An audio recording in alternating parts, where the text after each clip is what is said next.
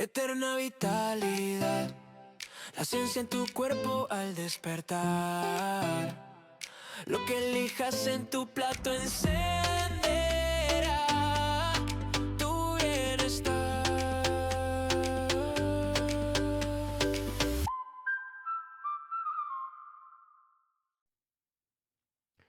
Bienvenido a otro capítulo de Eterna Vitalidad, la ciencia que se siente.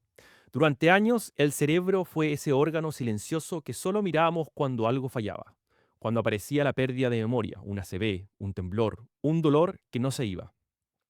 Pero eso está cambiando, y rápido.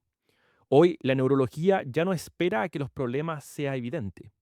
Hoy estamos empezando a ver el cerebro antes de que entre comillas, se rompa, a medirlo, a anticiparnos, a intervenir antes. Y eso abre una conversación mucho más incómoda, pero necesaria.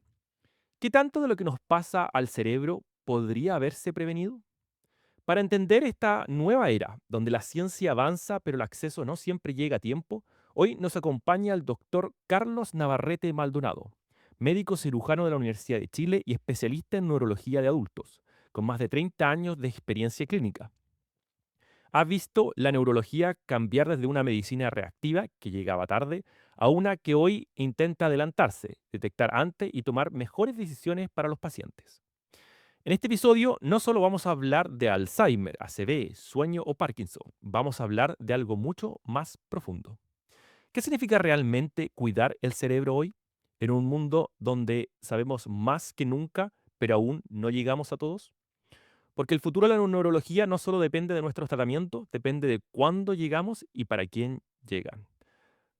Doctor Carlos Navarrete, bienvenido al podcast Eterna Vitalidad. Muchas gracias, buenas tardes.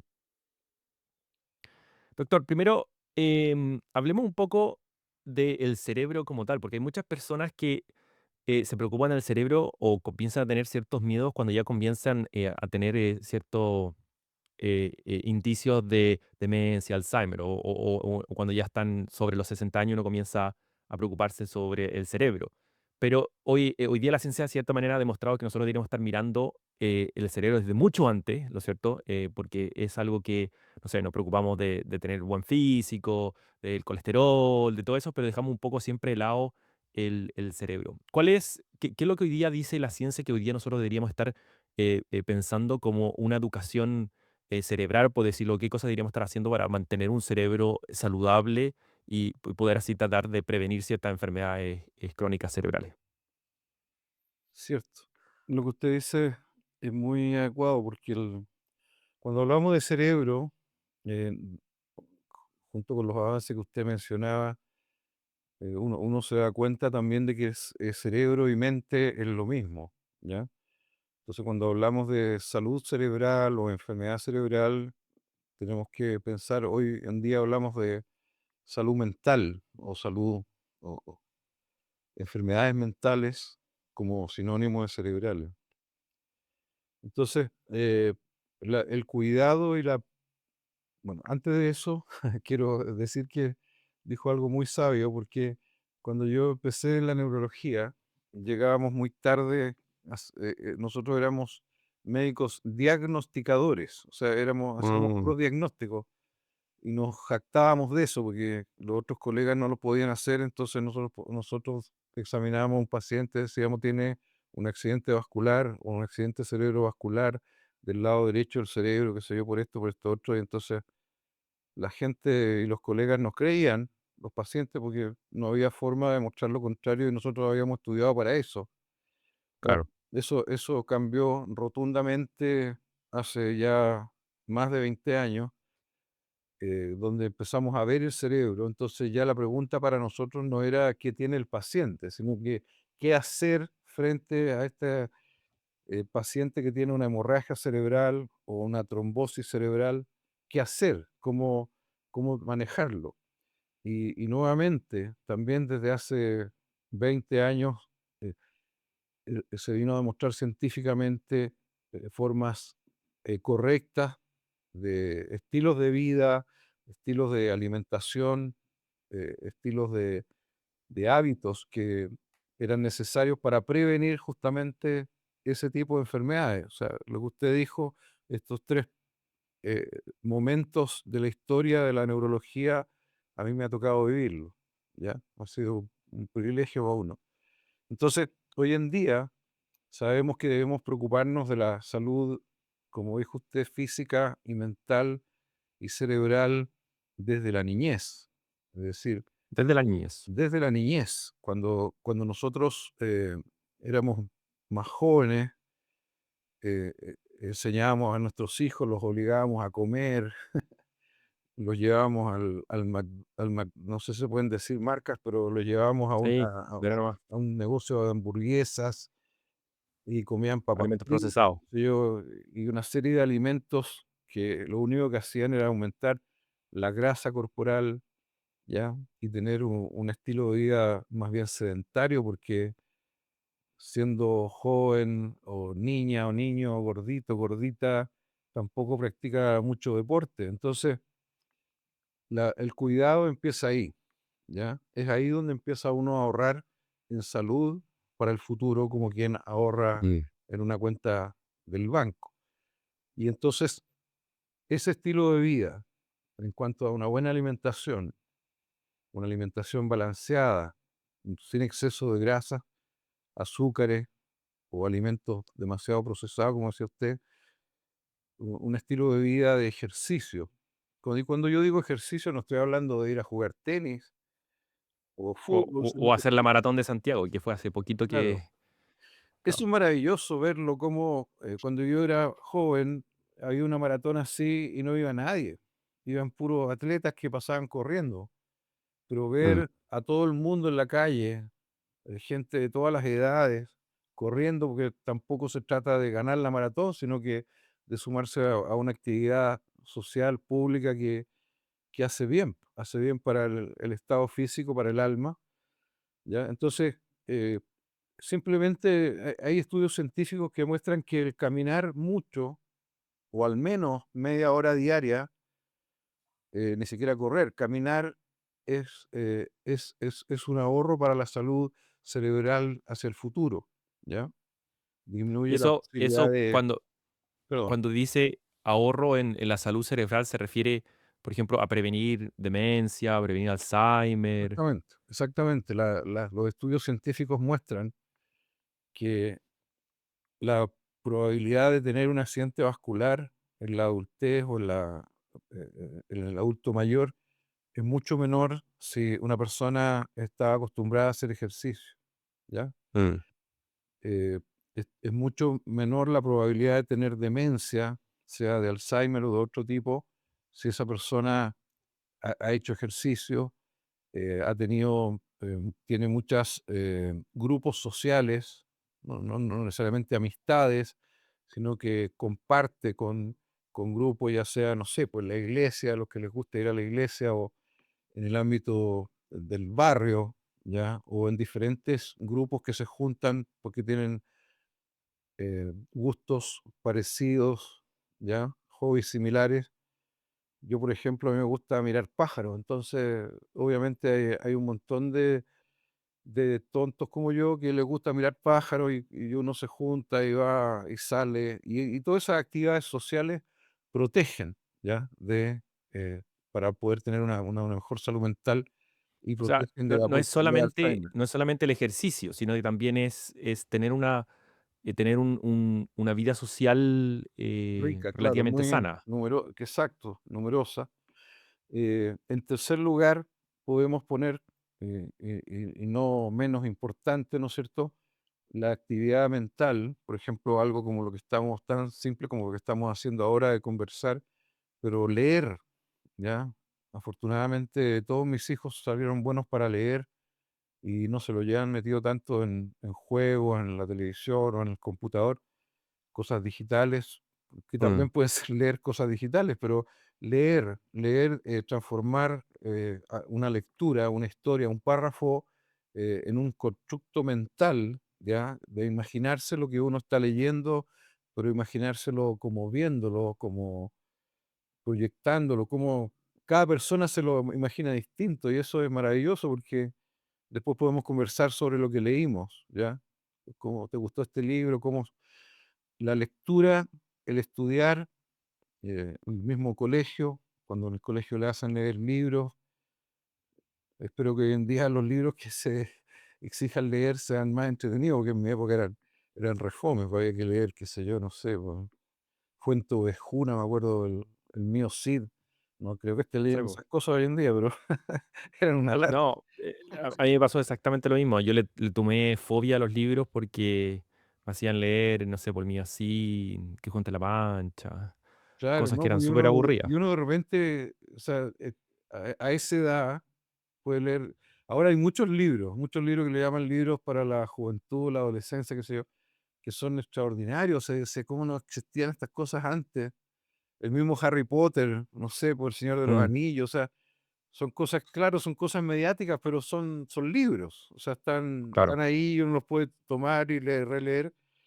Y es súper importante leer por el hecho científico demostrado, que usted abrió el libro hoy día, leyó un párrafo o algunas páginas y mañana sigue leyendo, pero tiene que recordar lo que leyó los días anteriores.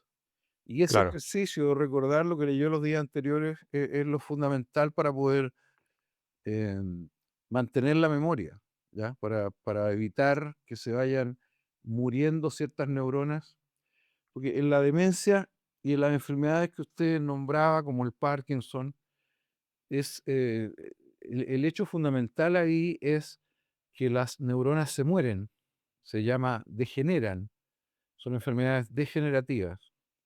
Y básicamente se mueren porque se llenan de una especie de basura, que son proteínas anormales que produce el cuerpo. La misma célula va produciendo estas proteínas anormales o basura y no es capaz de sacarla de la casa. Imagínense ustedes que en la casa ustedes no pudieran sacar la basura y empezarían a juntarla en algún rincón y de repente la basura llegaría a ocupar todo el espacio claro. y la casa se muere. O sea, ya no se Mm. puede vivir ahí. Y eso le pasa a las neuronas cuando ocurren estas enfermedades como la demencia, el Alzheimer o Y el eso, Parkinson.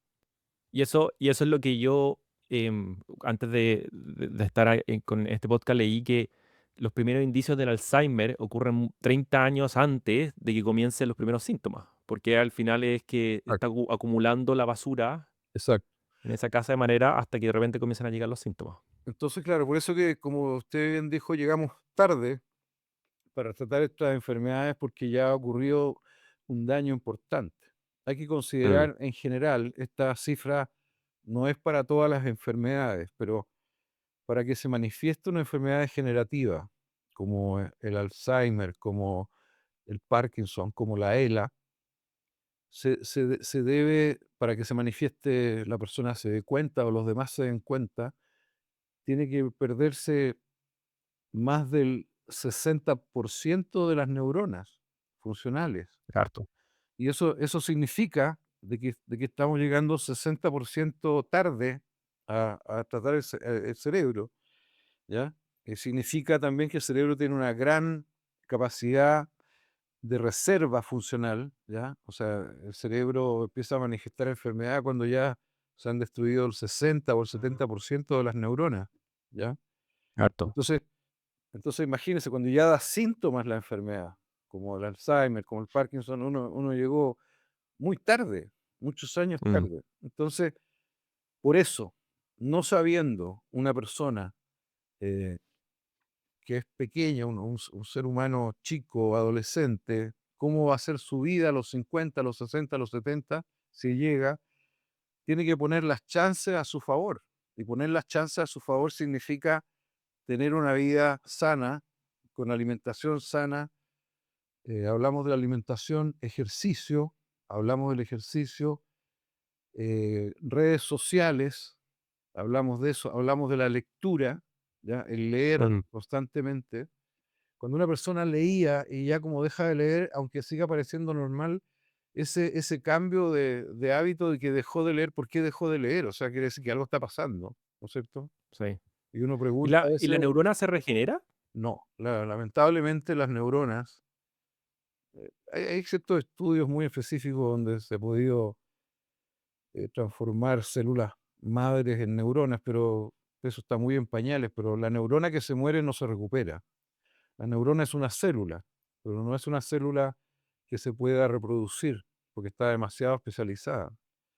Si la neurona se le cortan un poquito los brazos o las piernas, que son estos cables que tienen los axones, con los Ujú. cuales una neurona se comunica con otra, o con la piel, o con los músculos, el axón se puede regenerar, puede volver a crecer, ¿ya? Y, gracias a que la neurona está viva, pero si una neurona se muere, ya no se puede recuperar, se murió, ¿ya? Y una neurona se muere por diferentes motivos, como dije antes, se muere porque se acumula basura dentro de ella, ¿ya? No puede procesar esas proteínas anómalas, se muere porque no se usa a veces, por eso que es importante lo que hablamos antes de leer y todo eso, aprender cosas nuevas, ¿ya? A mí me encanta ver cómo Mm. personas de mi familia de 80 o más años, o gente conocida y está aprendiendo, no sé, pues computación, un programa, está aprendiendo un idioma y Pero el no usarse es seguir su vida, su rutina sin tener que estar pensando, resolviendo problemas. ¿Eso es cuando decimos que no lo somos?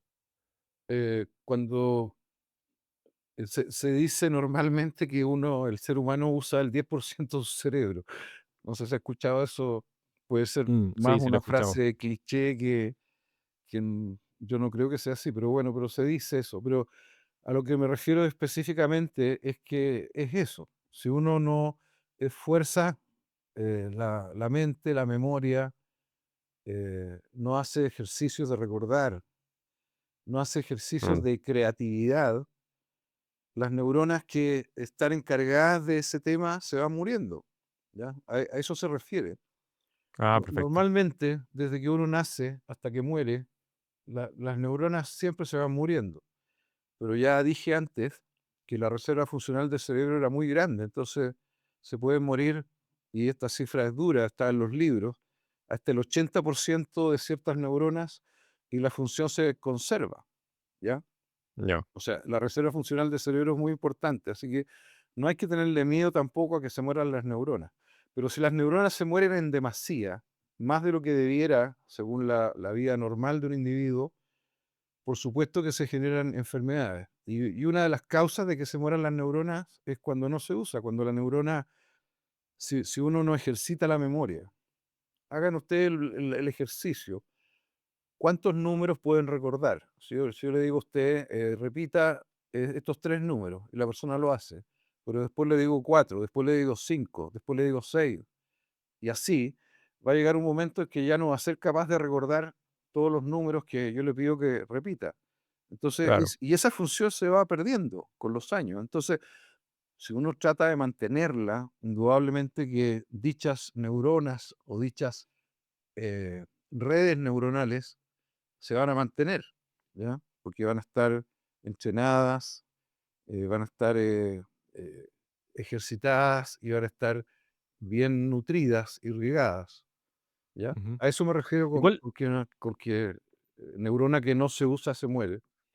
claro, ¿y cuáles serían como las actividades que una persona debería tener en el día a día para prevenir esa muerte de neuronas por no usarse? Por ejemplo, habló de la memoria. ¿Qué otras cosas más uno podría hacer?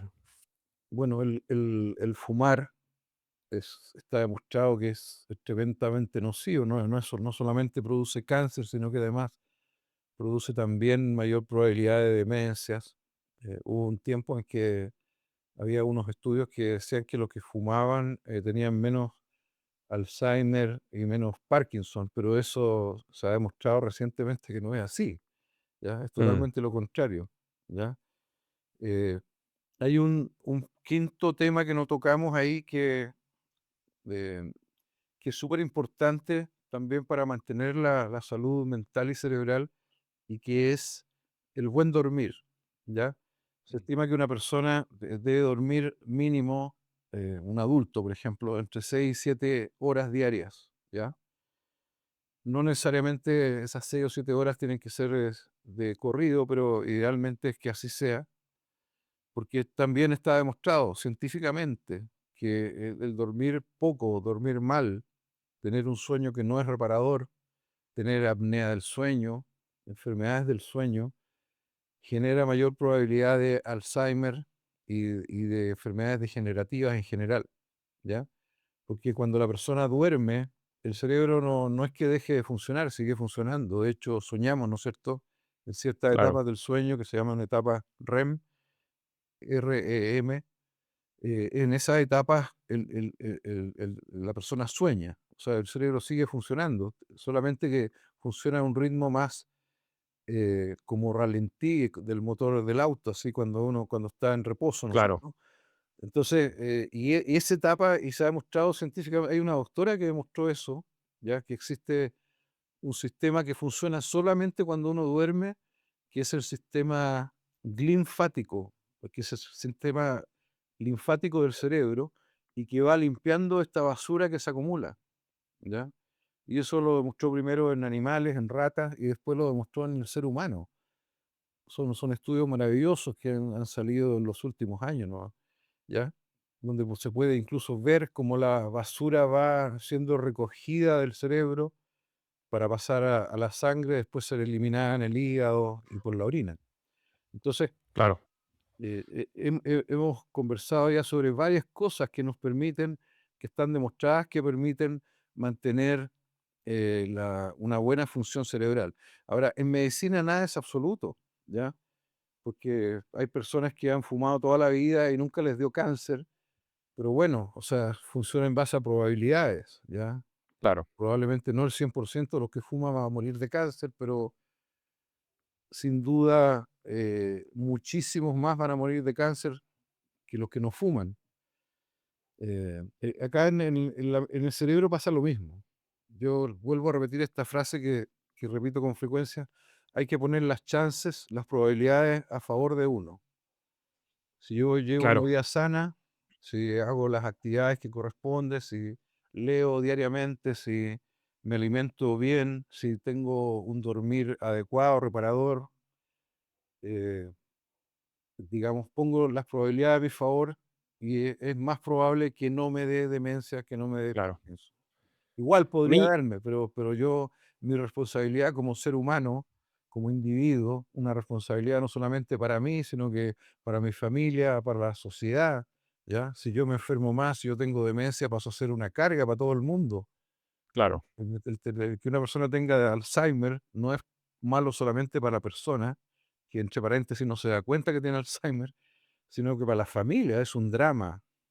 Yo lo mm, veo a diario esto, como es un drama, y a veces la única solución es poner a la persona demente en un hogar de pacientes con Alzheimer, y ahí pasa al olvido, y es un gasto emocional, social muy grande, ¿ya? sí. Bueno, a mí me pasó con mi abuelita murió de Alzheimer. Y ahí fue, yo diría que fue la primera vez que como tuve conciencia de que el cerebro también se puede dañar o que el cerebro también, la enfermedad del cerebro son tan dramáticas como yo diría más dramáticas que, por ejemplo, un infarto cerebral o, perdón, que un infarto cardíaco o no sé, un accidente, porque para mí ver a mi abuela deteriorarse de la manera que se deterioró a tal punto que ya no recordaba nada, postrada en cama, era un verdadero zombie, es súper fuerte emocionalmente. Lógico, y la gente al final, usualmente los hijos, y más las hijas, dado el tipo de sociedad que tenemos en Chile, son las que se preocupan de cuidar a este viejito, viejita demente, por amor, pero al mismo tiempo ellas se están enfermando. Yo Claro, tengo que atender muchas veces pacientes que están enfermas porque cuidan a un adulto mayor. Em, entonces hablamos de varias cosas para prevenir y tenemos que hablar también, yo creo, de algo que me preguntó, parece, o me lo va a preguntar después. Aquí tengo la pauta. Por ejemplo, en la palabra biomarcadores, ¿ya? Cuando los, yo diría en los últimos más, no 10 años, sino que 20 años, se ha tratado de buscar esto que se llama biomarcadores, que hay muchos que dicen que no es una buena palabra, pero bueno, pero está tan utilizada, tan generalizada que la vamos a usar, Ujú. ¿ya? Que permiten predecir con anticipación si esa persona va a desarrollar un Alzheimer o un Parkinson, por ejemplo, ¿ya? Y hoy por hoy la probabilidad de predecir esto es muy alta, ¿ya? Con diferentes proteínas que se pueden medir no solo en el líquido que rodea el cerebro, sino que en la sangre, ¿ya? Yo puedo hacer una prueba, saco un poquito de sangre, eh, puedo también sacar una muestra, un hisopado de la boca para hacer un estudio genético, todo esto se puede hacer y puedo decir, pucha, esta persona en realidad tiene alta probabilidad de que pueda tener una enfermedad degenerativa. El problema está, es que si uno hace eso, tiene un margen de error no menor, porque aunque sea 20% o 25% de error, imagínese que uno le dice a una persona, mire, usted va a tener Parkinson y Claro. resulta que no le da Parkinson, o sea, es terrible. Pero claro, Vive con miedo, ¿no? Esa persona. es lógico, o sea, de hecho pasa con enfermedades degenerativas que son genéticas, como la enfermedad de Huntington, que es una enfermedad que no tiene tratamiento y que se manifiesta en los adultos no tan mayores, sino que en un adulto más o menos en edad media de la vida, empieza con una demencia y un corea, se llama enfermedad de Ujú. Huntington, y se puede hacer el diagnóstico hoy en día. Pues entonces, de repente cuando uno observa a un paciente que tiene esto, y dice, tiene que hacer educación genética en ese sentido y decir, bueno, usted tiene 4 hijos. La probabilidad de cada uno de ellos que haga esta enfermedad es 50%, ¿ya? Entonces, los hijos a lo mejor les gustaría saber si van a tener la enfermedad, o a lo mejor no les gustaría saber, como el caso tuyo tal vez, para no preocuparse, porque no hay nada que hacer en esa enfermedad, no tiene tratamiento. O sea, hay un tratamiento, obviamente, pero estamos hablando, no tiene curación. Entonces, ahí se presenta un problema serio porque tú le dices a la persona, quiere hacerse el examen y algunas personas quieren hacérselo. Y Mm. algunas Pero personas que ese, les sale positivo por la mutación genética para esa enfermedad, entran en una depresión, e incluso a veces tratan de autoeliminarse. claro. Pero ahora, si yo me hago ese examen y me sale que yo tengo, no sé, hartas probabilidades de que me venga el Alzheimer o me venga ¿Ya? demencia, yo, no sé, a mis 30, 40 años, ¿tengo posibilidades de disminuir aún más esa probabilidad? O sea, si el examen me sale que tengo un 60% de probabilidades que tenga demencia a mis 60 años o 70 años, Ya. ¿puedo disminuirla a 30%? ¿A 20%? Sí, se puede disminuir. Yo no diría cifra exacta, pero estamos entrando, entrando medio ya filosófico la cuestión, pero a uno le dicen que uno tiene que vivir todos los días como si fuera el último día de su vida. Y es verdad eso. No lo hacemos, pero es verdad.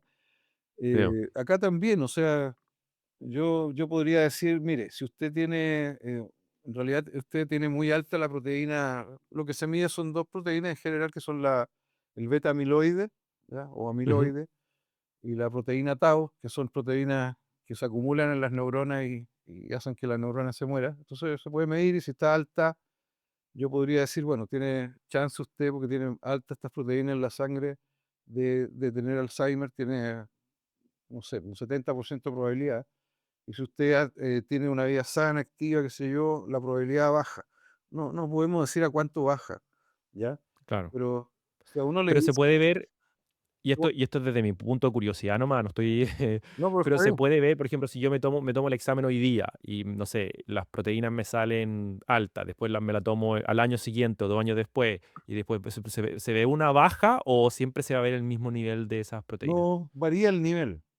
Ese es un elemento que por eso mismo induce error, ¿ya? Porque la persona no mantiene siempre el mismo nivel y tampoco hay una relación causa-efecto en el sentido de que si tiene los niveles bajos, tiene menos probabilidad, mucho Ya, menos probabilidad que si los tiene altos, o sea, o le bajan en un futuro. No funciona tan así la cosa.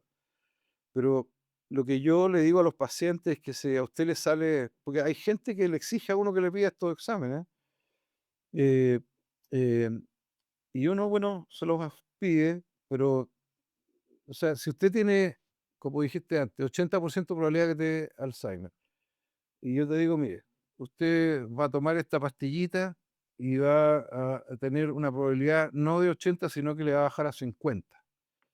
O sea, yo creo que Mm, uno igual se va a tener que cuidar y hacer las cosas que hablamos antes, claro, más simples y de hábitos que si tiene una probabilidad de 30, de 50 o de 80, ¿ya? claro. O sea, igual uno tiene que cuidarse porque no es una cosa Indepe exacta, ¿ya? claro, independiente del porcentaje, Claro, uno igual se tiene que cuidar, un riesgo que lo claro, puede tocar, porque claro, porque el riesgo siempre está presente. exacto. Bueno, hay Mm, muchos, justamente en este congreso que fui yo recién, presentaron muchos trabajos al respecto. Y incluso hay inteligencias artificiales que, de acuerdo a diferentes valores que uno va ingresando, como estos que conversamos al principio, de estilos de vida, de hábitos, ujú, más los biomarcadores. Hay un biomarcador que es de daño también, que se llaman eh, las neurofibrillas, ¿ya? Que son, que aumentan en la sangre cuando las neuronas se están destruyendo, ¿ya? ya, Y es un muy buen biomarcador porque en todas las enfermedades donde se están destruyendo neuronas suben mucho. Y cuando claro, la persona está sana, estas neurofibrillas bajan muchísimo. Entonces, eh, pero claro, pero ya ahí ya está ocurriendo un daño. Cuando uno lo vio ahí, pum. Entonces mm, lo bueno es, si uno detectara este daño previamente, antes de que dé síntomas en la persona o antes que estos síntomas sean muy severos o evidentes, también hay cosas que se pueden hacer, ¿ya? En este momento están en desarrollo muchísimas terapias como por ejemplo no sé si has escuchado hablar de los anticuerpos monoclonales. sí, sí, De los anticuerpos monoclonales, los que inventaron esto, que fueron, entre ellos hay un argentino que trabajó toda su vida así en Estados Unidos, ganaron el premio Nobel, porque los anticuerpos monoclonales se producen en el laboratorio anticuerpos que son específicos para unirse a una proteína o antígeno específico en el cuerpo. Es como claro, un misil teledirigido, así que va a atacar, por ejemplo, si yo en una neurona que se está muriendo porque tiene mucha basura, mucho amiloide, beta amiloide, eh, yo produzco un anticuerpo que ataca específicamente el beta amiloide y al unirse a él es capaz de limpiar el beta amiloide de la neurona, sin dañar la neurona, por supuesto. Lo estoy explicando en términos lo más simple que puedo, y sí, eso se está haciendo. Hay medicamentos, anticuerpos monoclonales aprobados por la FDA, que es la, la agencia reguladora de medicamentos en Estados Unidos, la FDA, y que están aprobados para usarse en Alzheimer, para remover el amiloide del cerebro. ya, Y cada vez avanzan más en el sentido de que tienen menos efectos colaterales, porque al principio tenían muchos efectos colaterales. Entonces, ya lo que se está haciendo, como usted lo planteó al principio, es tratar a estas personas que a lo mejor tienen más riesgo de hacer Alzheimer, por lo que hablábamos de los biomarcadores y los claro, hábitos y la genética. Entonces, a estas personas ponerle los monoclonales para sacarle el amiloide antes de que la neurona se muera. claro, En esa etapa estamos hoy en día y los trabajos que me tocó ver, presenciar allá, tuve el lujo de hacerlo, eh, hablan de eso. O sea, ya claro, el futuro es hoy. O sea, mm, ahora se están haciendo estas cosas. Probablemente se van a demorar varios años en que esto sea comercial, disponible comercialmente como para poder usarlo en Chile. Pero yo tengo entendido, tengo colegas que se dedican a Alzheimer y que están tratando pacientes. ingresan, con ingresan, esa... claro, ingresan los Ya. medicamentos para acá y hay formas de hacerlo. De- quiero hablando de que estamos hablando un poco del Alzheimer, hay una pregunta que siempre a mí la he tenido en mente, que es, por ejemplo, el caso de mi abuelita cuando tuvo Alzheimer. Mi abuelita, mi abuelo murió y a los 4 o 5 meses después de haber muerto mi abuelito, que fue una muerte media repentina, no fue algo esperado, mi abuelita comenzó a tener los primeros síntomas de Alzheimer. Es un evento que es traumático en términos emotivo, etcétera. ¿Puede hacer un daño más fuerte en el cerebro en términos de, o en generales, Sí. o fue un tema de coincidencia, básicamente? No, hay demostración científica de que un trauma severo, físico o psíquico, una eh, depresión, un duelo, que es como depresión, ¿no es cierto? Puede Claro, generar mayor daño cerebral, ¿ya? Y después de una depresión hay personas que puede darle Alzheimer. Hay mucha discusión en el sentido de que no será que a lo mejor la persona que va a tener Alzheimer empieza con depresión y a lo mejor ese es un primer síntoma de que va a tener ah, Alzheimer. Por supuesto, es posible que así sea también, pero hay hechos en la vida traumáticos, físicos y mentales que generan en un individuo un cambio de hábito importante también, porque sin duda a lo mejor la abuela cuidaba al abuelo y ya no lo tuvo que cuidar. Su mundo, todo su mundo, lo compartía con el abuelo, pero el mundo de uno no lo puede compartir uno ni con los hijos, ni menos con los claro, nietos, digamos. O sea, puede haber cariño, puede haber afecto, pero cuando el mundo de uno se muere, sea en sentido literal o mental, esa persona pasa a un estado en que básicamente se encierra en sí mismo y empieza a dejar de usar la memoria, la concentración, la atención. mm, Entonces son funciones que si uno no las usa se pierde. Hagan claro, ustedes mismos un experimento. Por ejemplo, lo han hecho yo creo. Uno estudia en el colegio, qué sé yo, del colegio entra a la universidad, bueno, la- mucha gente, pero a uno le pasa que después termina la carrera en la universidad y no estudia otra cosa. Y después se le ocurre un par de años decir, voy a hacer un magíster, o voy a hacer un máster, o un doctorado, qué sé yo. Y quiere estudiar de nuevo, retomar lo que hacía antes y no puede, cuesta mucho. ¿Ya? claro. O sea, decir, pucha, pero si yo me leía este párrafo en un día que yo estaba listo, Pero un día, pero después de que se dejó de hacer, cuesta mucho volver a retomarlo. claro. Y si pasa mucho tiempo, ya después no es Mm, posible. Entonces, eso también pasa por todos los aspectos de la vida, de actividad de un individuo.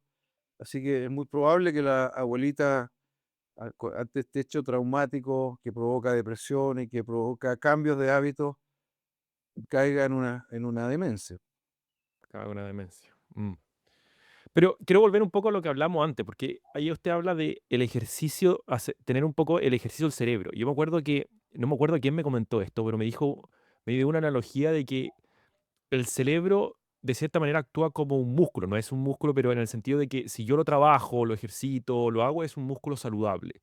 Pero si no lo ejercito, si no lo trabajo, nada, básicamente es como un músculo que el cuerpo no va a usar, entonces como que lo desecha, ¿no es cierto? Sí. No sé si esa analogía es correcta o no. em, Yo comparto totalmente la idea respecto a esa analogía. ¿Ya? Cuando yo era más joven, algunas personas que no tenían o que se consideraba que eran más básicos, con poca inteligencia, le decían ese músculo. Pero está mal dicho porque en realidad partiendo por lo científico, hay una enfermedad que da a los niños que es muy terrible, que es la distrofia de Duchenne, ¿ya? Y la distrofia de Duchenne, el músculo no tiene una proteína que es la distrofina, no la produce. Entonces el músculo cada vez que se contrae se rompe la fibra y se muere. Y la reemplaza otra, porque esas fibras, esas células se reproducen. pero Mm, llega un momento que ya no hay capacidad de reproducirse y la persona, en este caso el niño, el joven, ya no se puede mover más. Pero justamente en esta enfermedad que estamos hablando del músculo, nada que ver acá con el cerebro, ¿no? Bueno, en esta enfermedad los niños tienen un poco tienen retardo mental. ¿Y mm, por qué tienen retardo mental? Porque no se mueven. Claro, siempre se pensaba, bueno, es que no salen a jugar a la pelota, no salen con otros niños, pero no es así, porque hay otras enfermedades que también los niños pueden no moverse, son muy inteligentes, pero acá se produce retardo mental porque esa proteína también es fundamental en el cerebro, la distrofina. Así que, o sea, efectivamente, en sentido figurado, como lo dijo usted, pero también literalmente, la mm. neurona debe ejercitarse para mantenerse fuerte y resistente como, como una fibra muscular. Es Claro. Y cierto. un adulto, ¿qué ejercicios podría hacer para tener para mantener un cerebro saludable? Sí, va variando un poco el tema. Por ejemplo, lo que yo hago es, cuando estoy esperando en una fila, qué sé yo, es hacer puzzle en el celular. Ujú. Otras personas hacen sudoku, otras personas buscan palabras escondidas, qué sé yo. Ahora, en lo que más hay información es en el puzzle. El puzzle es lo que más se asocia a prevención de deterioro de la memoria, ¿ya? Pero Sí. las Hay otras muchas tienen estudios. aplicaciones. ¿Mm? Hay muchas aplicaciones que prometen ejercitar la memoria y ponen distintos puzzles, etcétera. Claro, no, en realidad eso es bueno hacerlo. O sea, una persona que hace eso y que no deja de hacerlo y que lo mantiene, porque también va a ser una especie de semáforo, como hablábamos delante de la lectura, cuando una persona deja Ujú. de leer, cuando una persona deja de usar una aplicación que usaba crónicamente porque era entretenida, porque para matar el tiempo, deja de usarla, también es un indicador de que algo está pasando. Entonces hay que tener las antenas abiertas. No solamente es un protector, ¿ya?, de ciertos tipos de memoria, sino que además es un semáforo porque permite saber que si una persona ya no está haciendo eso que antes acostumbraba a hacerlo, es porque se está enfermando el cerebro, aunque no No, tenga síntomas muy vistosos aunque no tenga todavía. síntomas. ¿Y tejer, por ejemplo, es algo que puede ayudar al desarrollo cerebral? No lo he visto. Yo siempre estoy revisando estas cosas, como soy viejo me preocupa mi cerebro. Entonces, el tejer no lo he visto, que sea bueno como para proteger el cerebro, pero el dejar de tejer, hay que preguntarse, bueno, esta señora tejió toda su vida, qué sé yo, y dejó de tejer. La gran mayoría de las veces es porque ocurre artrosis o artritis o tuvo Claro. el carpiano, entonces la persona ya no teje por eso. Pero una ojo que puede haber dejado de tejer porque está empezando con el problema de Alzheimer. Mm, ya, interesante. Y hay un tema que me lo pidieron y que tengo que preguntárselo porque yo creo que con toda la gente que nos pedía que trajéramos un neurólogo a Eterna Vitalidad, era el tema de las migrañas. Porque parece que, hay mucha de la información que yo he podido leer, hoy día las migrañas no se sabe por qué se originan o por qué suceden, etcétera. Pero también hay mucho mito relacionado a cómo, cuando una persona tiene migrañas, qué hacer, qué no hacer, etcétera. Entonces, la primera pregunta es, ¿qué son las migrañas? ¿Se pueden prevenir? ¿Y por qué se originan? Así a modo... La migraña es un tipo de dolor de cabeza. La palabra médica para decir dolor de cabeza es cefalea. Cefalea significa dolor de cabeza. Y dentro de los dolores de cabeza, probablemente el más frecuente, lejos, es la migraña, ¿ya? Mm, Antiguamente se peleaban la migraña con la cefalea tensional, se ponían como muy separadas y como que se peleaban en el primer lugar como causa de dolor de cabeza, pero hoy en día sabemos que ambas están bastante relacionadas también, ¿ya? Porque las personas migrañosas, que entre paréntesis está dado por una condición más bien genética que adquiría, ¿ya? mm, No se conoce el gen todavía de la migraña, pero puede ser varios genes, no solo uno, claro. y puede estar diferente. O sea, hay una carga genética importante. Si los padres o alguno de los padres era jaquecoso, la probabilidad de que una persona tenga jaqueca o migraña, eso es sinónimo, jaqueca o migraña o jaqueca, es más alta. ¿ya? Entonces, Claro. eh, la migraña, lo que se piensa es que el cerebro no es capaz de controlar adecuadamente ciertas neuronas que procesan el dolor. Entonces, a ver, voy a tratar de explicarme un poco mejor. Si yo, por ejemplo, estoy en mi casa hay un incendio cerca y empiezo a oler humo, el olor al humo puede gatillar en mi cerebro que ciertas neuronas descarguen más rápido, como podría ocurrir, por ejemplo, en la epilepsia, ¿ya? Que no es lo Ya. mismo, pero y estas neuronas que descargan más rápido estimulan otras neuronas que a su vez descargan más rápido y producen sustancias que generan el dolor, ¿ya? Y cuando dice descargar más rápido, ¿es que están procesando la información o están? La neurona es una célula que tiene un Ya. cuerpo y ese cuerpo tiene uno o muchos cablecitos que salen y por cada cablecito que sale de la neurona es capaz de viajar un impulso nervioso. Ya. Y ese impulso nervioso yo le estoy llamando descarga. Ya, Y perfecto. esa descarga tiene una frecuencia. Por ejemplo, ahí yo lo estoy haciendo más o menos 1 por segundo. Pero si esa frecuencia aumenta, y puede aumentar mucho, puede aumentar Ujú. cientos de miles por segundo, genera en esa vía un aumento de proceso de información eléctrica, bioeléctrica, que genera movimientos, genera sensaciones y genera dolor también, dependiendo de Claro. las neuronas que sean. Por ejemplo, un atleta, la frecuencia de descarga de sus neuronas motoras en la médula espinal, cuando va corriendo, la frecuencia de descarga aumenta así, porque está haciendo fuerza. ¿Ya? Esa es la forma que tiene la neurona de hacer más fuerza en el músculo. Bueno, acá en el caso del dolor, se piensa que estas neuronas que producen el dolor aumentan esa frecuencia de descarga, procesan más rápido y producen sustancias que liberan en las meninges, en los vasos sanguíneos, liberan sustancias que producen dolor. ¿Ya? Entonces, como se descubrió eso, y se pudo demostrar en animales primero, se empezaron a fabricar medicamentos que bloquearan esas descargas. Y hoy en Chile Ya. disponemos de varios de ellos, ¿ya? Incluso uno de ellos es un anticuerpo monoclonal.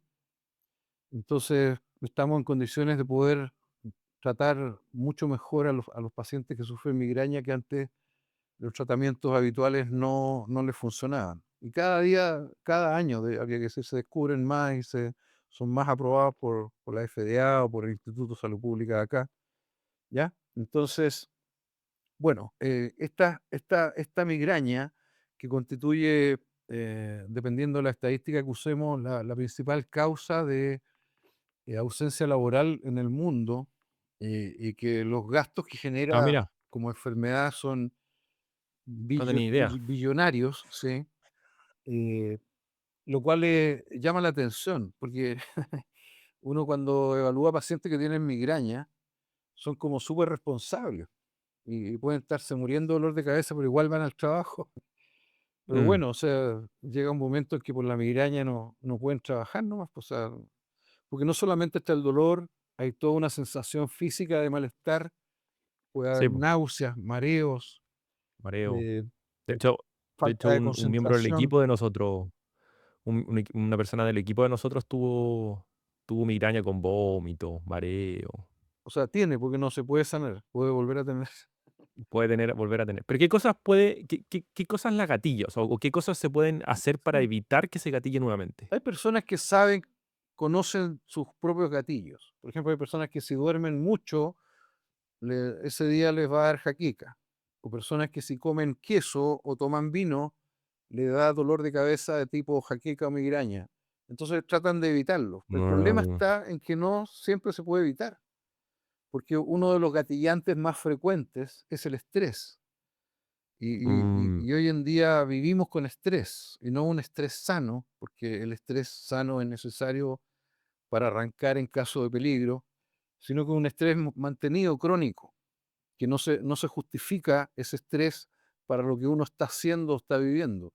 No se justifica porque puede ser un jefe que estresa a sus dirigidos, o puede ser una pareja que estresa a su pareja, ¿ya? O pueden ser, no sé, pues, yo creo que si uno prende la tele y ve las noticias, ya como que no le dan ganas de salir a la calle, o sea, queda con estrés postraumático, porque le da miedo a uno que le roban el auto, o que lo asalten, le roban el celular, o le peguen un balazo por pegárselo. Entonces, ese Claro. estrés diario que vivimos permanentemente es uno de los gatillantes más fuertes, entonces a veces no se puede evitar. Ahora, lo que se puede hacer es tratar de, em, uno cuando tiene pacientes con migraña, y esta migraña cumple ciertos requisitos en cuanto a que da muchas veces en el mes o en la semana, entonces uno tiene que tratar a los pacientes. Y a veces, cuando uno trata a los pacientes, los trata, se llama en forma preventiva, les da medicamentos. No es raro que justamente dentro de los medicamentos que más se usan para prevenir la migraña están los antiepilépticos. Delante hablábamos de la epilepsia. La migraña no es una epilepsia, pero los medicamentos que sirven para prevenirla muchas veces son Son antiepilépticos. antiepilépticos. Disminuye la frecuencia de descarga de impulsos, es lo que he hablado.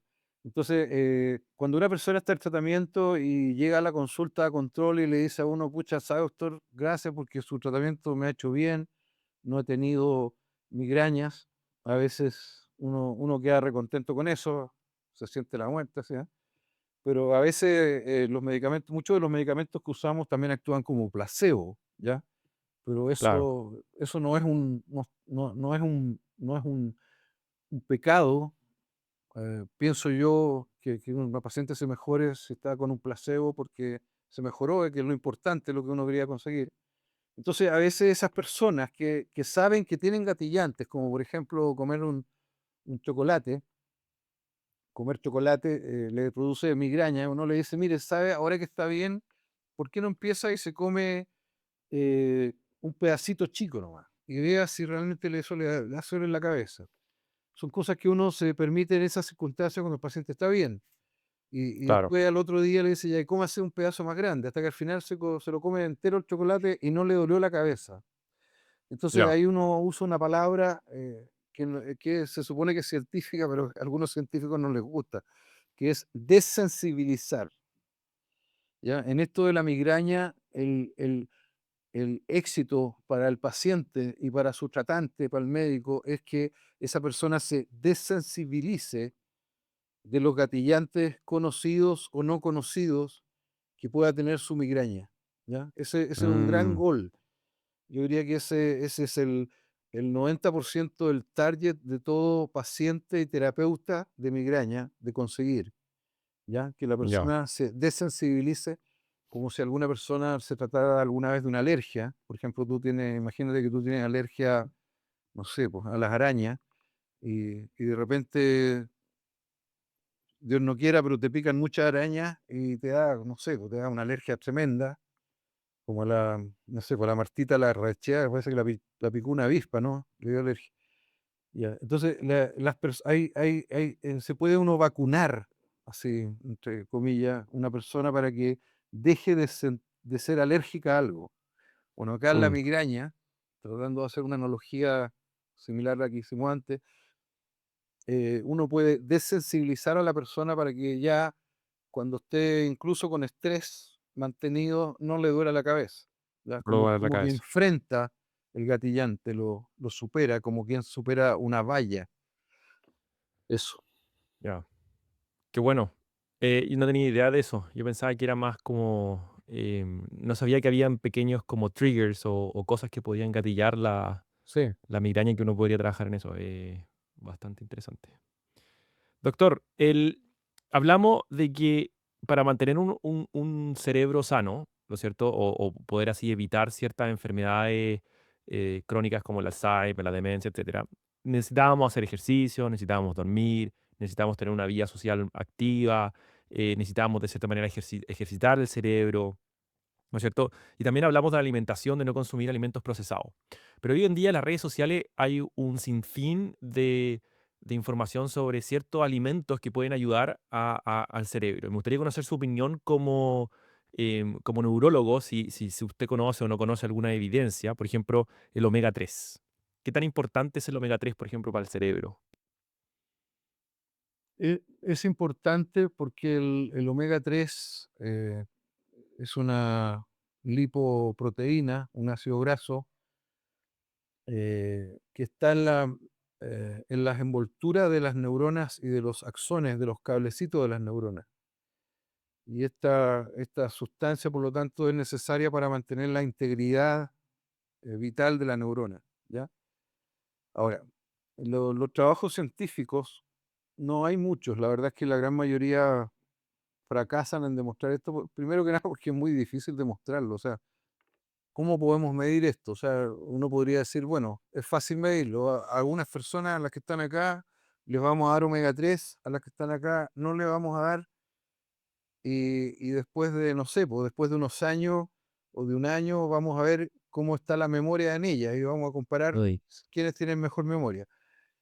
Es bastante burdo, o sea, no se puede hacer algo así porque eh, va a claro, porque fracasar, además no se va a hay poder otras medir. variables que afectan. Muchísimas, muchísimas. Entonces Claro, es imposible manejar todas esas variables para poder limpiar la información y adjudicársela a ese único factor que nosotros introdujimos, ¿ya? Entonces no es claro. imposible. Ahora, lo que hay evidencia científica, por ejemplo, es que, no sé si ha oído hablar usted de la dieta mediterránea. ¿Por Sí, qué se habla de eso? Se habla de la dieta mediterránea porque en países que viven alrededor del Mediterráneo tienen hábitos de alimentación que tienen menos posibilidad de hacer infarto al corazón o al cerebro, ¿ya? sí. Entonces Y que también son, y que ahí, son, entonces se empezó a buscar y se empezó a buscar qué podía hacer y se piensa, bueno, a lo mejor el aceite de oliva, pero bueno, el aceite de oliva ha existido en todas partes, existe en todas partes y hoy día consumimos bastante más acá, en Mm. Chile por lo menos. Cuando era chico como que no se usaba el aceite de oliva. Eh, entonces, pero también, o sea, es un factor también que pone las chances a favor de uno, y está en el Claro, sentido de la alimentación. Ahora, agregarle a esa dieta omega 3 no creo que sea malo, porque en mi opinión el omega 3 no produce toxicidad, ¿ya?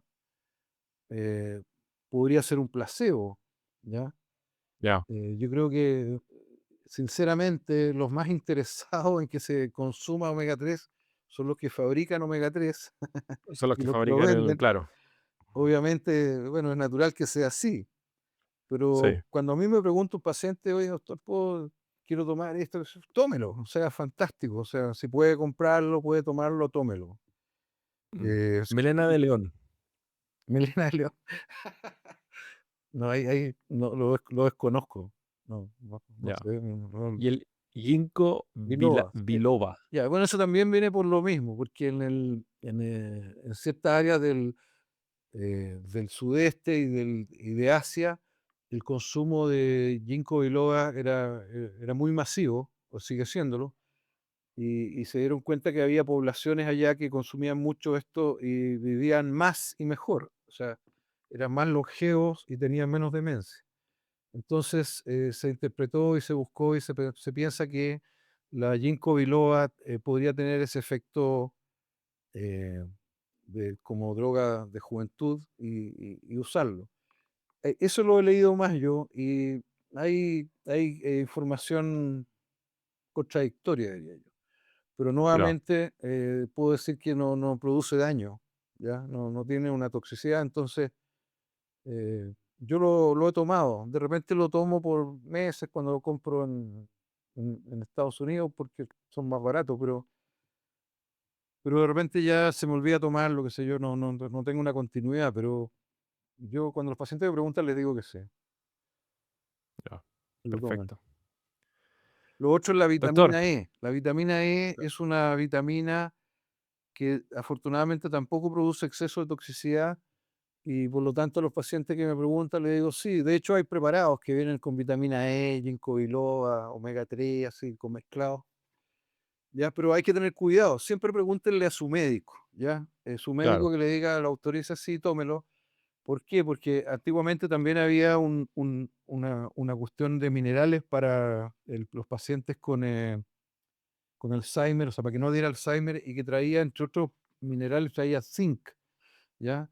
Pero resulta que el exceso de zinc produce daño, produce enfermedades, ¿ya? Produce neuropatía, mielopatía, sí, baja el cobre en la sangre cuando toman exceso de zinc. Entonces, hay que tener cuidado con eso. También hay que tener cuidado con informaciones que aparecen a veces en las redes o en televisión, sí.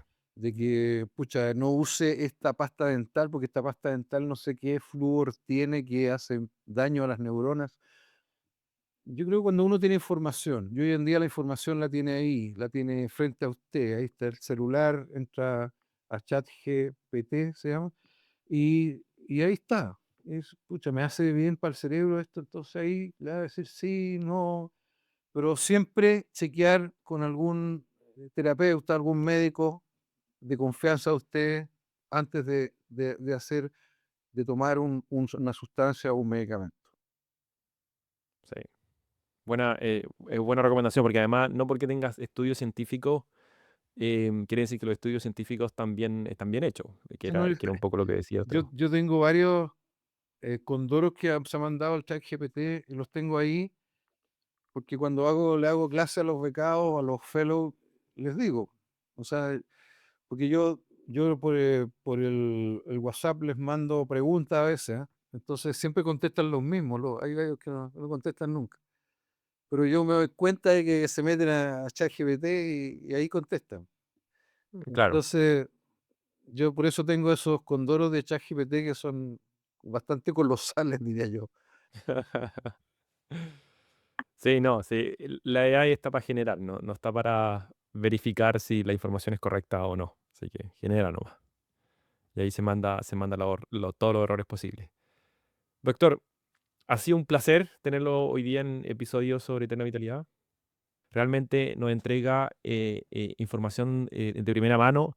Y más o menos ya sabemos qué es lo que tenemos que hacer para mejorar nuestro salud cerebral desde la vista desde un adulto.